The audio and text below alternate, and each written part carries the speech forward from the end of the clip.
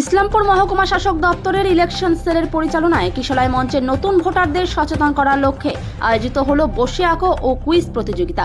আসন্ন জাতীয় ভোটার দিবসকে সামনে রেখে এই কর্মসূচি গ্রহণ করা হয়েছে।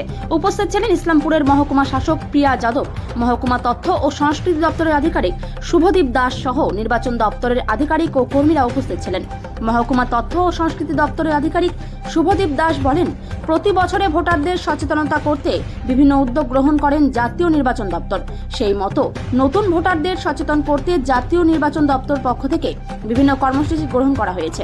সেই মতো ইসলামপুর কিশলয় মঞ্চে আজ বসে আঁকো প্রতিযোগিতা ও কুইজ কম্পিটিশনের আয়োজন করা হয়েছে।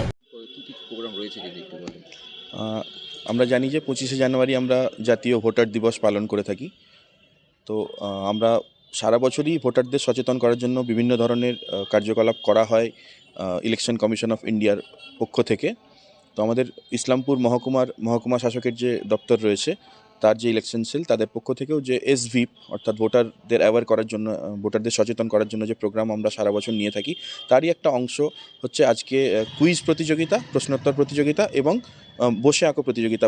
বাচ্চাদের মানে যারা ভোটার হবে, অর্থাৎ ক্লাস 8 থেকে ক্লাস 12-এর বাচ্চাদের নিয়ে একটা আমরা বসে আঁকো প্রতিযোগিতা করছি, vibrant colours of Indian elections এই বিষয়ের উপরে। তো সেটাই এখন হচ্ছে এবং এরপরে আমাদের একটা কুইজ প্রতিযোগিতাও হবে। তারা কি মানে যেটা খুশি সেটাই আঁকবে, না মানে পার্টিকুলার কোনো বিষয় নিয়ে আঁকা? তাদেরকে বলা হয়েছে vibrant colours of Indian elections, এই বিষয়ের ওপরই তাদের মূলত ছবি আঁকতে বলা হয়েছে। তবে যারা হয়তো সেটা করতে পারবে না, তারা বিভিন্ন যার ইচ্ছে মতন ছবি আঁকছে তারা।